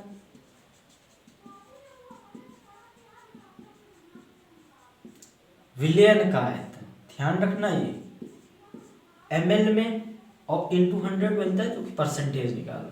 ये समझ में आ रहा है ना, ये कॉन्सेप्ट में आप पढ़े हो, या फिर इसको हम सीधा सीधा ऐसे भी बोलते हैं, अगर ये फॉर्मूला आपको न याद आ रहा हो तो आप ये जो परसेंटेज W/V है, इसको हम ये भी बोलते हैं कि अगर हम विलयन ले लें 100 ml, अगर हम विलयन ले लें 100 ml, जो कि प्रतिशतता 100 में ही निकालते हैं, तो अगर हम विलयन 100 ml ले लेंगे तब इसकी मात्रा विलेय की कितनी होगी, 16.9। इसका सीधा सीधा मतलब क्या होता है, देखो अगर इसको हम 100 ले लें तो ये 100 यहाँ से कट जाएगा, तो यहाँ पे विलेय की मात्रा ही बचेगी। तो हम क्या कहेंगे कि अगर इसको हम 100 ले लेंगे तो जो विलेय की मात्रा होगी वही परसेंटेज W/V हो जाएगा। तो अब चाहे इस फार्मूले से निकाल लो, चाहे जो मैं एक एक नियम बोल रहा हूँ कि 100 ml अगर विलयन होता, 100 ml विलयन में विलेय यहाँ का क्या है, AgNO3, चाहो तो लिख दो, की मात्रा कितना दी गई है आपको, 16.9 ग्राम में होता है। ध्यान रखना, ये जो कॉन्सेप्ट पढ़ रहे थे आप, ये ग्राम में लेते हैं और ये ml में ही लेते हैं। अगर मान लो यहाँ लीटर में दिया जाता सवाल में, हो सकता है आपको थोड़ा सा बेवकूफ बनाने के लिए सवाल में यहाँ पे लीटर में दे देता, तो यहाँ पे थोड़ी सी हमको कैलकुलेशन एक्स्ट्रा करनी होती, ml में निकालने के बाद लीटर में बदलते, या फिर इस लीटर को ही हम ml में बदल देते। तो अब अगर 100 ml विलयन होता, अगर 100 ml होता तो विलेय की मात्रा कितनी होती, 16.9 ग्राम। ये क्या कह रहा है, ये कहाँ से लिखे हम लोग, परसेंटेज W/V से। लेकिन जो विलयन है वो 50 ml है। अगर 100 ml होता तब तो इतनी मात्रा होती, लेकिन विलयन लिया गया है 50 ml, तो 50 ml के लिए निकाल दो आप एक एक नियम से। ये 16.9 ये बटा में जाएगा और ये 50 यहाँ आ जाएगा। बात समझ में आ रही है आपको, चलो सॉल्व करो। ये 2 हो जाएगा, 50 दूना 100 और 2 8 16, 2 चौके 8, 2 5, ये ग्राम में आएगा। ये AgNO3 की मात्रा आ रही है, ध्यान रखना। तो AgNO3 की मात्रा अपने को पता चल गई 8.45 ग्राम। लिख लो इसको, क्योंकि इसकी मात्रा, अच्छा यहीं पे आप, चूंकि अभी अभिक्रिया मैंने लिख दी थी, तो अभिक्रिया लिखने पे आपको ये भी पता चल रहा होगा कि इसका मोल भी निकालना पड़ेगा। भैया इसका मोल भी तो निकालना पड़ेगा। चलो वहीं पे अभिक्रिया के जब लिखेंगे तो वहीं के नीचे लिख देंगे मोल। ठीक है, तो अब हम AgNO3 की मात्रा निकाल चुके हैं। अब इसी प्रकार हमको NaCl की भी मात्रा निकालनी है। तो सेम कॉन्सेप्ट इसके लिए भी लगेगा कि अगर ये जो विलयन है, अगर वो 100 ml विलयन होता तब NaCl कितना होता, 5.8 ग्राम। अगर 100 ml विलयन होता तो विले जो कि NaCl है उसकी मात्रा होती 5.8 ग्राम, लेकिन ये विलयन है 50 ml। अब हम लोग बात कर रहे हैं किसके लिए, NaCl के लिए। तो 100 ml विलयन में NaCl जो विलेय है उसकी जो मात्रा होती कितना, 5.8 ग्राम, लेकिन विलयन लिया गया है 50 ml।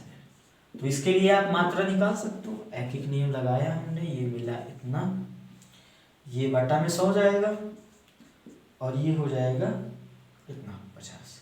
आप चाहे वो फॉर्मूला भी लगा के निकाल सकते हो। तो अब यहाँ पे ये 2 हो जाएगा, तो 2 से काट दो, 2 दूनी 4, 2 9 18। तो इतना ग्राम मिल गया अपने को NaCl। बात समझ में आ रही है, कर लो कॉपी। अब हम लोग अभिक्रिया लिखेंगे, फिर उसका मोल निकालेंगे, बस।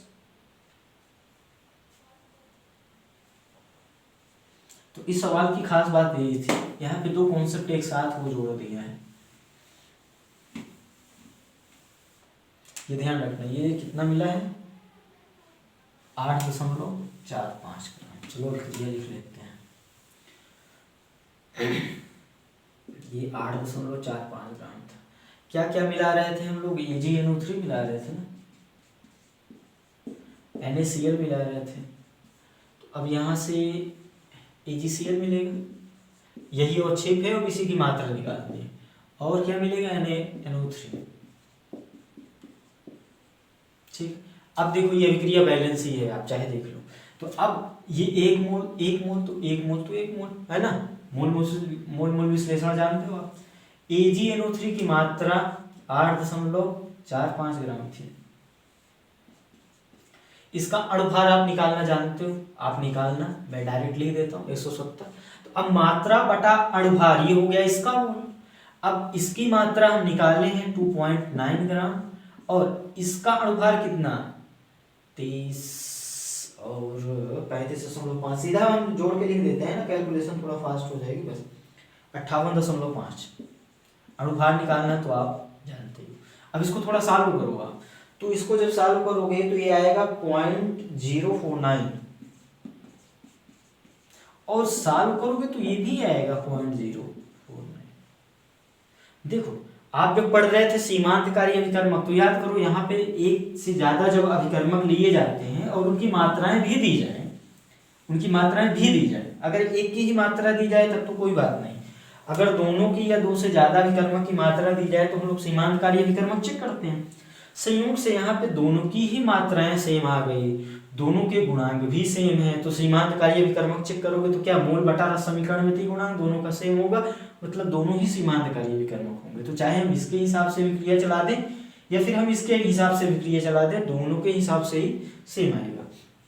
तो अगर ये 1 मोल था तो ये भी 1 मोल था, तो ये 1 मोल था, तो मतलब ये भी इतना मोल ही बनेगा, ये जितना मोल लिया गया है।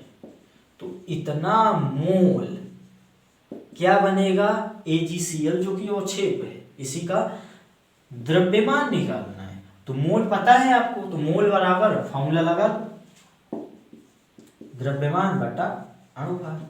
यहां से आप क्या निकाल सकते हो, द्रव्यमान। इसका अणुभार निकालना और उसमें मल्टीप्लाई करना, मैं आपको आंसर बता देता हूँ। चलो मैंने सॉल्व भी नहीं किया है, मैंने बस इतने में छोड़ दिया, आप क्या करना, सॉल्व कर लेना इसको मात्रा, ठीक है। अणुभार निकाल के सॉल्व कर। अगला सवाल पढ़ो। इस सवाल में खास बात वही थी, परसेंटेज W/V। वो अगर बात समझ में आ गई आपको तो सवाल हो जाएगा। और दूसरी बात ये अभिक्रिया तो है ना। अगला सवाल पढ़ो, कह रहा है समान द्रव्यमान में H2O2 और मीथेन, H2O2 और मीथेन समान द्रव्यमान है, तीनों के द्रव्यमान बराबर हैं। V के आयतन V वाले एक पात्र में 27 डिग्री सेंटीग्रेड पे, ये जिस बर्तन में लिए गए हैं उसका आयतन V है और उसका ताप लिए हैं 27 डिग्री सेंटीग्रेड। समान परिस्थितियों में लिया गया है, समान परिस्थिति मतलब तीनों गैस के लिए ही यही परिस्थिति है, ताप दाब की परिस्थिति समान है। तो आपको निकालना क्या है, H2O2 CH4 गैसों के आयतन, आयतन का अनुपात निकालना है आपको, ठीक है। और एक बात और बोला है, इनका द्रव्यमान जो है समान है, तीनों का द्रव्यमान मान लें। सवाल जब ध्यान से पढ़ोगे तभी क्वेश्चन बनने वाला है ना। जब हम सवाल पढ़ रहे थे, लिखा हमको मिला समान द्रव्यमान, तभी हमने उसको अंडरलाइन कर लिया, ये खास बात लग रही है। तो अब देखो यहाँ पे आपको निकालना है इनके आयतनों का अनुपात। अगर इसका आयतन हम V1 मान लें, इसका आयतन V2 मान लें, इसका आयतन हम V3 मान लें, तो इनके आयतन का अनुपात निकालना है, मतलब V1 अनुपाते V2 अनुपाते V3, ये निकालना है। इतना तो समझ में आ गया आपको। सवाल जब पढ़ोगे आप तो एक शब्द वहां पे और मिलेगा, समान परिस्थितियों में।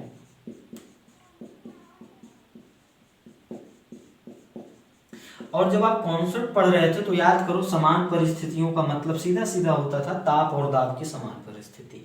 मतलब इसके लिए ताप और दाब, इसके लिए ताप और दाब, इसके लिए ताप और दाब की स्थिति क्या होगी, बराबर होगी। P और T की स्थिति क्या होगी, बराबर होगी। अब आप आवोगाद्रो का नियम भी याद कर सकते हो, उसमें ये कहा गया है भैया, अगर गैसों के लिए ताप और दाब की परिस्थितियां समान रखी जाएं तो उनके जो मोल होते हैं आयतन के अनुक्रमानुपाती या समानुपाती होते हैं। याद करो, याद आया, आयतन मोल समानुपाती, आवोगाद्रो नियम याद आ गया।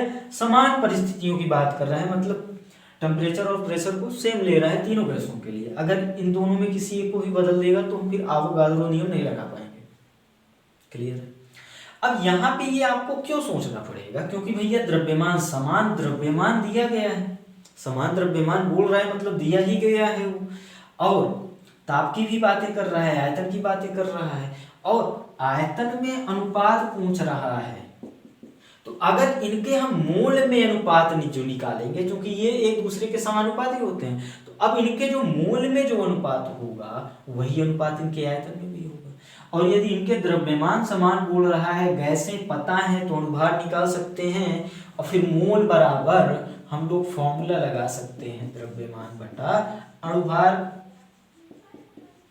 यहां से सभी का मोल भी निकाल सकते हैं, और जो मोल में अनुपात होगा वही आयतन में अनुपात होगा, वही अपना आंसर होगा। बात समझ में आ रही है आपको। चलो सीधा आप चालू करते हैं।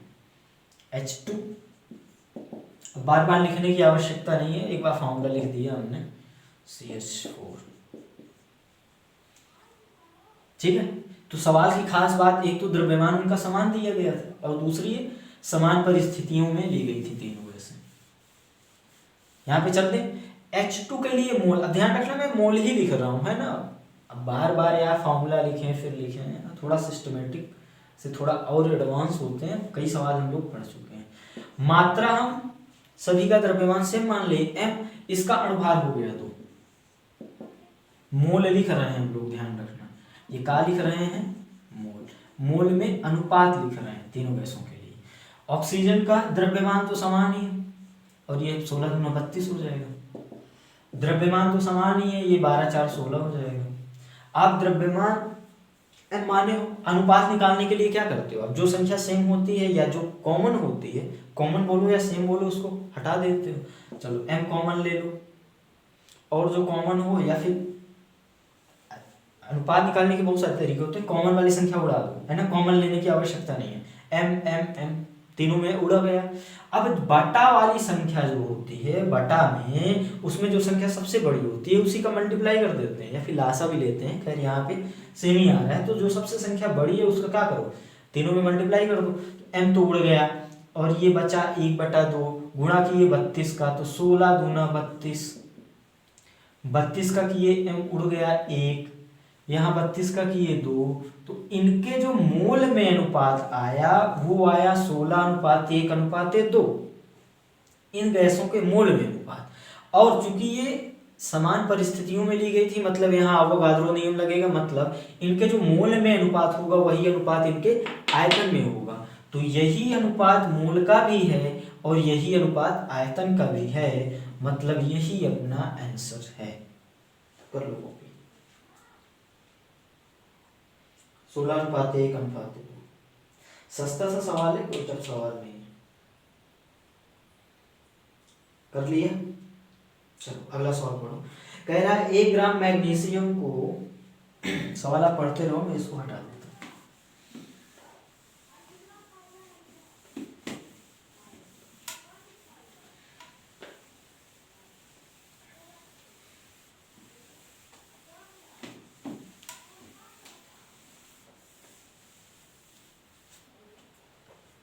सवाल कह रहा है 1 ग्राम मैग्नीशियम को 0.56 ग्राम ऑक्सीजन के साथ बंद पात्र में जलाया जाता है। कौन सा अभिकारक शेष बचेगा?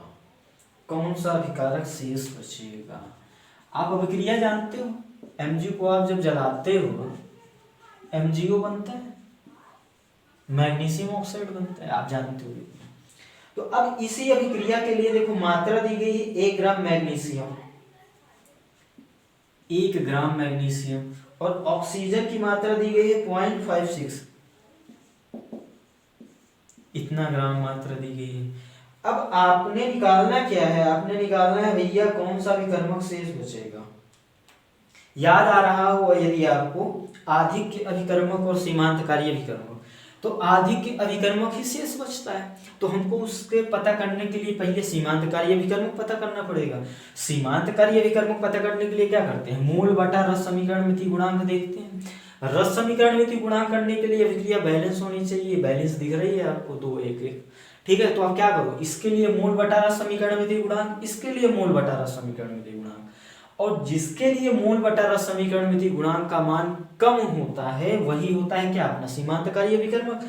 तो इसके लिए मोल पहले निकालो, इसका परमाणु भार कितना होता है? 24। तो ये मात्रा बटा अणुभार, सॉरी यहाँ पे परमाणु है, परमाणु भार, तो ये हो गया इसका मोल, और इसका मोल निकालोगे आप तो इतना बटा ऑक्सीजन का, अब ऑक्सीजन अणु है तो इसका अणुभार।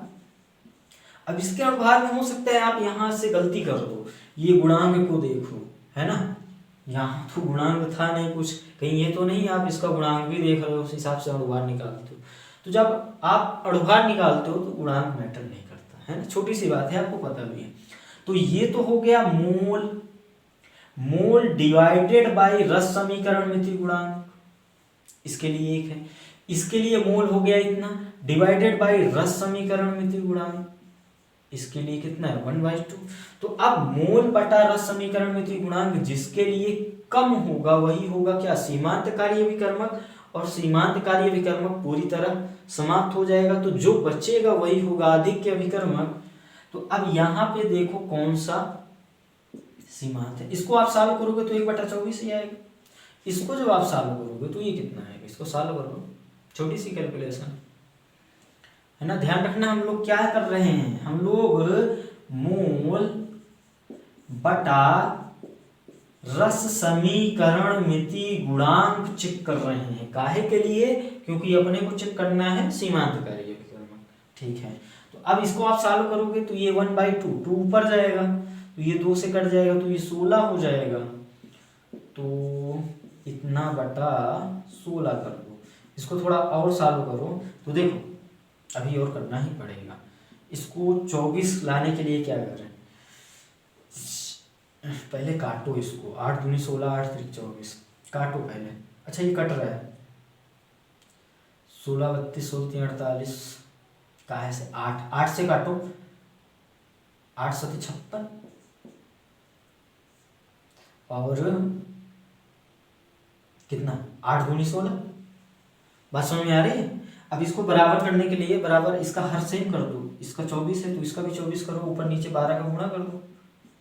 आप किसी दूसरे तरीके से आपसे बनता होगा तो सॉल्व कर लेना, भैया अपने को पता क्या करना है, कौन सा छोटा है कौन सा बड़ा है बस। तो ये 12 सत्ते 84 और ये 12 दूना 24। अब इन दोनों का हर तो बराबर कर दिया हमने। अब अंश देख लो, अंश किसका बड़ा है?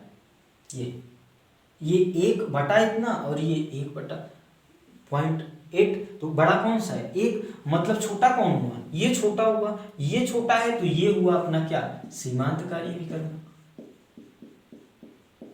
अभी हम ये पूरा झंझट का कर रहे थे, सीमांतकारी अभिकर्मक पता कर रहे थे। बात समझ में आ रही? तो अब अगर ये सीमांतकारी अभिकर्मक हो गया तो ये हो गया आधिक्य अभिकर्मक, और आप जानते हो आधिक्य अभिकर्मक ही अभिक्रिया समाप्त होने पे बचता है, सीमांतकारी तो पूरी तरह नष्ट हो जाता है। इतना कर लिया आप। ये रफ कार्य है जो कि आपको कॉपी पर ही करना है, इतना कॉपी कर लो आप, और से कॉपी कर लो। तो अब आपको पता चल गया सीमांतकारी अभिकर्मक क्या है। आप जानते हो कि अब जो अभिक्रिया चलेगी वो सीमांतकारी अभिकर्मक के हिसाब से चलेगी, क्योंकि अभिक्रिया का निर्धारण अब सीमांतकारी अभिकर्मक करेगा। आपको बताना क्या था? अच्छा, आधिक्य अभिकर्मक बताना था, मतलब इसकी शेष मात्रा बतानी है आपको। ठीक है, तो चलो ये 1 ग्राम दिया गया था, अब हम लोग मोल लिख रहे हैं, और इसका परमाणु भार आपको 24 पता है, तो इसका इतना मोल हो गया। इसका मात्रा 0.56 ग्राम था और ये हुआ 32, है ना। इसी को हम लोग चालू किए थे तो कितना आया था?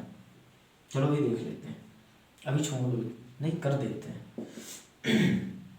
8 से कट रहा है ना, 8 सत्ते 56 और 8 चौक 32, भाग दे दो।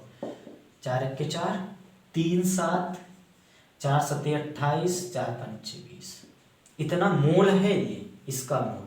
इसी प्रकार 24 से भाग देना है, 2 देना पड़ेगा, दे दो आप, देखता हूँ मैं अगर किया हूँ तो लिख दूँ। हाँ मैं किया हूँ, मैं डायरेक्ट लिख देता हूँ। अच्छा, भाग मैंने कुछ गलती दे दी क्या? इसका जो मान आया है 0.04 आया है, 0.04,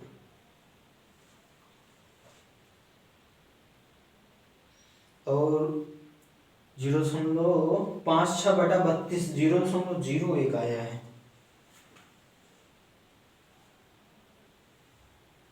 ना। दशमलव का भाग देते भी नहीं बनता है, क्या करूँगा? ये 7 5 इसको हटा दिए, क्योंकि ये कितना आया था? 7 और 5 और 1 आया था ना।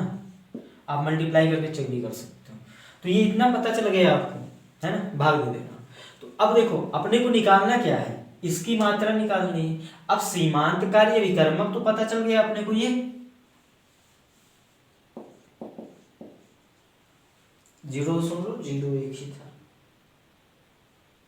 ठीक है, अपने को सीमांतकारी अभिकर्मक पता चल गया ना। तो जब सीमांतकारी अभिकर्मक पता चल गया तो अब अभिक्रिया इसके हिसाब से चलेगी।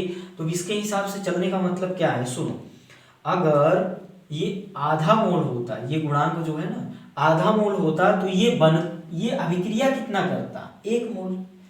और अगर ये इतना मोल है तो ये अभिक्रिया कितना करेगा? अभिक्रिया कितना करेगा वो निकाल लें। और ये मात्रा कुल मात्रा दी गई है, तो कुल मात्रा में से अभिक्रिया करने वाली मात्रा को घटा देंगे तो शेष मात्रा आ जाएगी। समझ में आ रहा है ना? अब यहां पर हम ये बोलेंगे कि जो आधा मोल O2, अगर आधा मोल मतलब 1/2 मोल O2 के साथ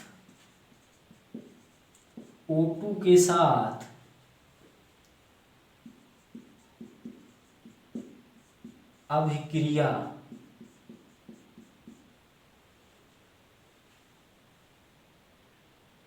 अभिक्रित लिख देता हूं ना, थोड़ा अच्छी वाली हिंदी लिख देता हूं। अभिक्रित Mg की मात्रा, ठीक है, मतलब ये आधा मोल, इस आधा मोल के साथ Mg की कितनी मात्रा अभिक्रिया करेगी? कितनी मात्रा? 1 मोल। बात समझ में आ रही है? तो अब इतनी मात्रा, ये पूरी मात्रा क्यों ले रहे हैं? क्योंकि ये सीमांतकारी अभिकर्मक है।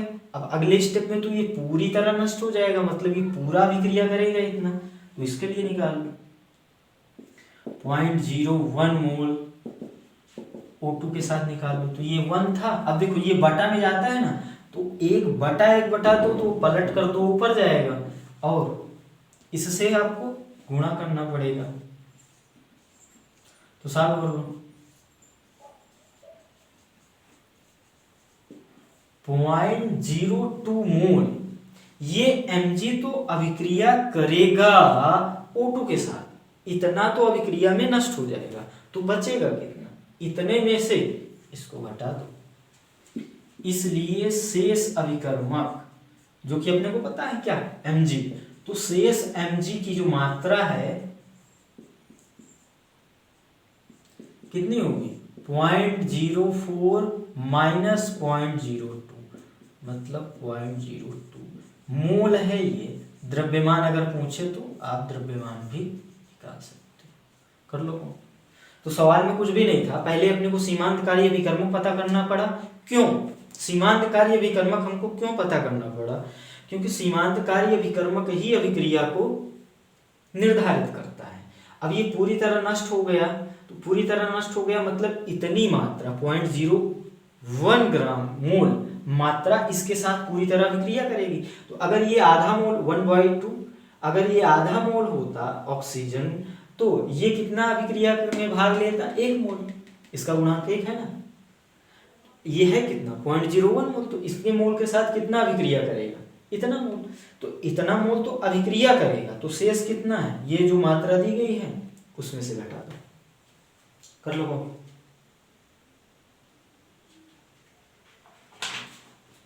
अगला सवाल पढ़ो। जब 22.4 लीटर H2O, आप पढ़ते रहो, मैं हटाता हूं इसको।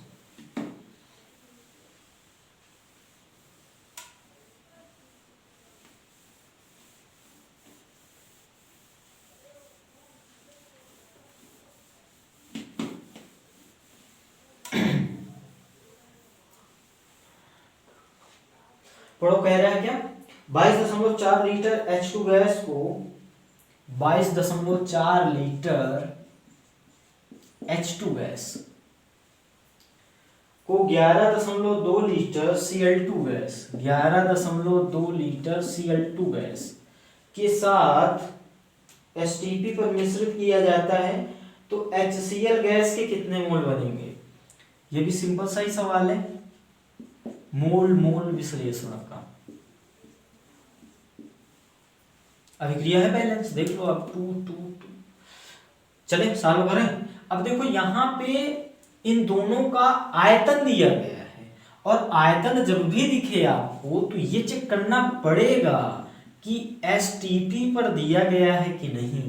अगर STP पर या 1 ATM 273 केल्विन ताप पर अगर ना ही दिया जाएगा तो मोल बराबर वो फॉर्मूला हम नहीं लगाएंगे, जो कि मोल बराबर हम फॉर्मूला लगाते हैं आयतन लीटर में बटा 22.4।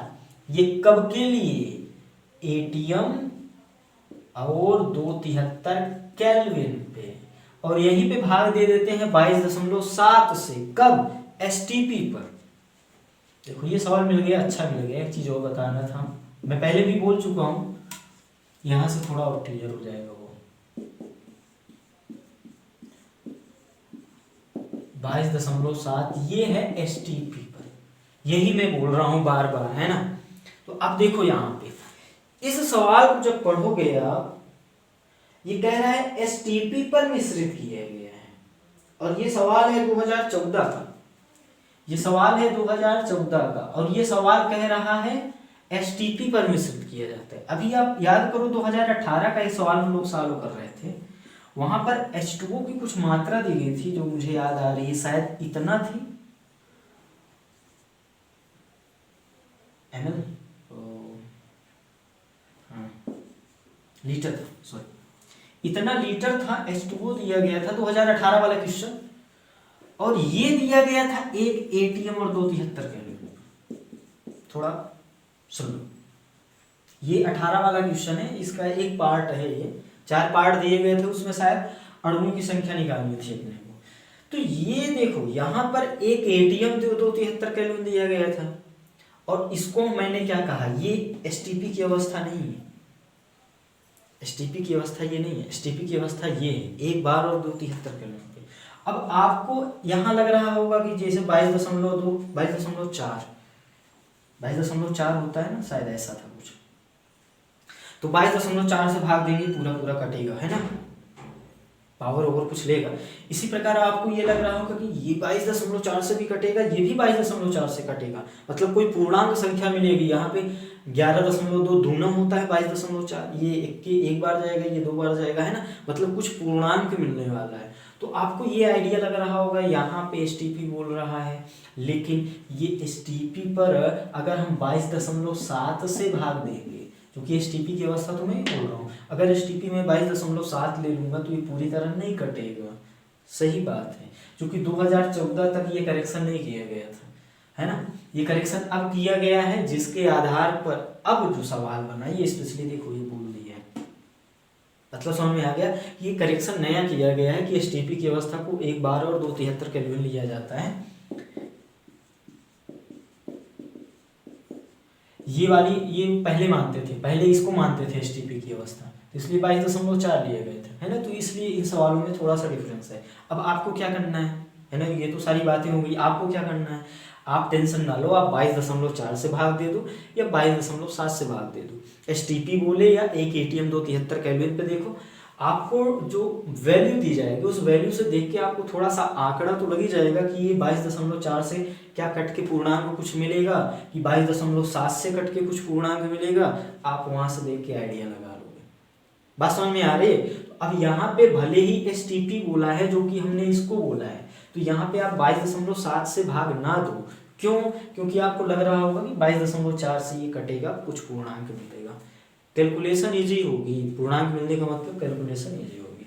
तो आपको घबराना नहीं है, आपको 22.4 या 22.7 किसी से भी भाग दे दो, आप वैल्यू देख लो कि वो लगभग किससे पूरी तरह कट के पूर्णांक या सरलतम मान मिलेगा। ठीक है, अब जो सवाल मिलेगा आपको, अब जो है ना, जो जैसे ये 18 का सवाल मिला है, जो आपको सवाल मिलेगा वो अच्छी तरह से मिलेगा, वो एसटीपी अगर बोलेगा तो कुछ ऐसा डाटा देगा ताकि 22.7 से कटे, नहीं तो अगर उसको 22.4 से पूर्णांक कटवाना होगा तो वो ये चीज़ बोलेगा। बात समझ में आ रहा है कुछ? अब मुझे लग रहा है कुछ मैं ज़्यादा तो नहीं बोल दिया कि आप कंफ्यूज हो जाओ, है ना। आ जाओ, सवाल में कुछ भी नहीं है, ये 22.4 लीटर है और ये है 11.2 लीटर, मोल निकालो, 22.4 से ही भाग दूंगा मैं। आप कहोगे काहे, एसटीपी तो 22.7 से देना चाहिए, मैं बोलूँगा यार ये कट रहा है ना, वही 14 का क्वेश्चन है वो इस हिसाब से दिया गया है। तो ये तो हो गया मोल। अब ध्यान दो, आप जब सीमांत कार्य अभिकर्मक पढ़ रहे थे, तो जब दो अभिकर्मक, 2 की मात्रा या 2 से ज्यादा की मात्रा दे दी जाती थी, तो अपने को सीमांत भी चेक करना होता था, है ना। तो यहाँ पे सीमांत के लिए इसका बटा रस समीकरण मिति गुणांक, ये तो मोल पता चल गया, मोल बटा रस समीकरण मिति गुणांक, मोल बटा रस समीकरण मिति गुणांक चेक कर लो, जो न्यूनतम होगा वही क्या होगा, अपना सीमांत। चलो सॉल्व कर लो, ये कितना मिला 1, ये 1 मिला, ये 1, 1/1 यहाँ पे ये कम, ये दूना 1/2, एक और आधा में बड़ा का है, सॉरी छोटा होता है ना, मोल बटा रस समीकरण मिति गुणांक, जिसके लिए कम होता है वही होता है सीमांत। तो ये कम है, मतलब Cl2 क्या हो गया, सीमांत कार्य। मतलब अब अभिक्रिया किसके हिसाब से चलेगी, Cl2 के हिसाब से। ये लिख लो आप, आपको पता है मोल बटा रस समीकरण मिति गुणांक से ही हम लोग चेक करते हैं क्या, सीमांत कार्य। अब मतलब ये है कि ये जो प्रोडक्ट बनने वाला है, जो HCl बनने वाला है, वो Cl2 के हिसाब से बनेगा। तो अब इसको सॉल्व कर लो, मोल तो निकालना ही पड़ेगा आपको, ये आधा मोल मिल गया, ये 1 मोल मिल गया। अब इसकी बात ना करो आप, इससे इन दोनों की बात करो, क्यों? क्योंकि ये सीमांत है। तो अब अगर ये 1 मोल होता तो ये 2 मोल बनता, ये 1 मोल होता तो ये 2 मोल बनता, तो आधा मोल है तो कितना बनेगा, एक नियम से सॉल्व कर लो। कर लो आंसर, मैं बता देता हूँ, कुछ कैलकुलेशन आप भी तो करो यार।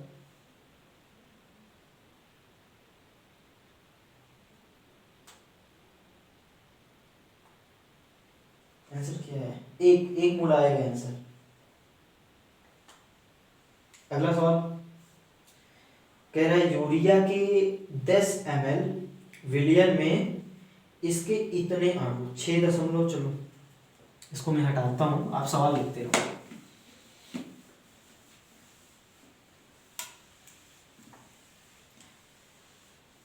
आप 22.4 से 22.7 से किसी से भी भाग दो। आप डाटा जब देखोगे सवाल में जो दिया जाएगा उस हिसाब से जो कटे, सरलतम जो मिले उससे भाग दे लो, है ना। बाकी मैं आपको एग्जैक्ट कंडीशन भी बता चुका हूँ कि आपको कब 22.4 से भाग देना है और कब 22.7 से भाग देना है। इस सवाल में कह रहा है कि यूरिया के 100 ml आयतन दिया है आपको, इतने अणु उपस्थित हैं, 6.023 गुणे 10 की घात 20 अणु उपस्थित हैं। आपने निकालना क्या है, विलयन की सांद्रता निकालनी है आपको याद आ रहा होगा, सांद्रता निकालना है मोलरता, ठीक है। अब मोलरता का फॉर्मूला भी जानते हो आप, मोल बटा आयतन। सस्ता सा सवाल है ये भी, मोल बटा आयतन, लेकिन खास बात आयतन लीटर में लेते हैं। फॉर्मूले आपको अच्छी तरह याद होंगे तो ज़्यादा सही रहेगा। मार्कर बदल देते हैं, सॉल्व कर लो, वैल्यू ही तो रखना है।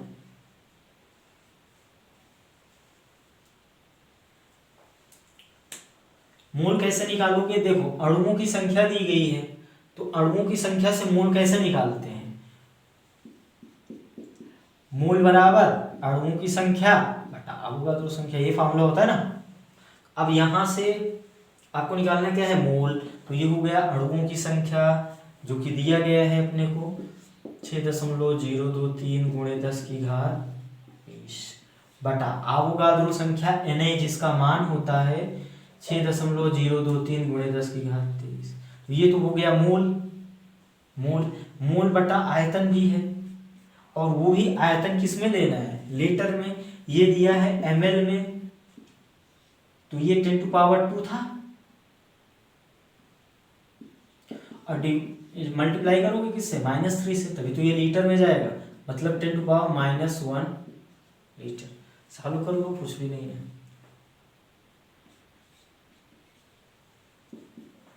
तो ये इससे कट गया, सही लगाया ना फॉर्मूला, बस तो एक पावर तो कट गया, तो 22 बचा, ऊपर गया तो -2, इतना m मोलरता है, कैपिटल M से लिखते हैं 10⁻⁻2 या फिर 0.01। अगला सवाल पढ़ो।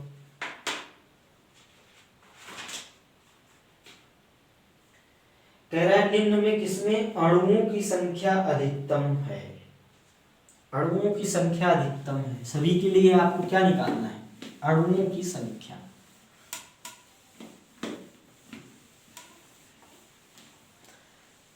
निकाल लो अणुओं की संख्या, तो कई बार निकाल चुके हैं हम लोग। पहला वाला पार्ट क्या है, 64 ग्राम SO2, 64 ग्राम SO2। दूसरे विकल्प में क्या दिया गया है आपको, 44 ग्राम CO2। तीसरे वाले विकल्प में आपको पता है 48 ग्राम O3।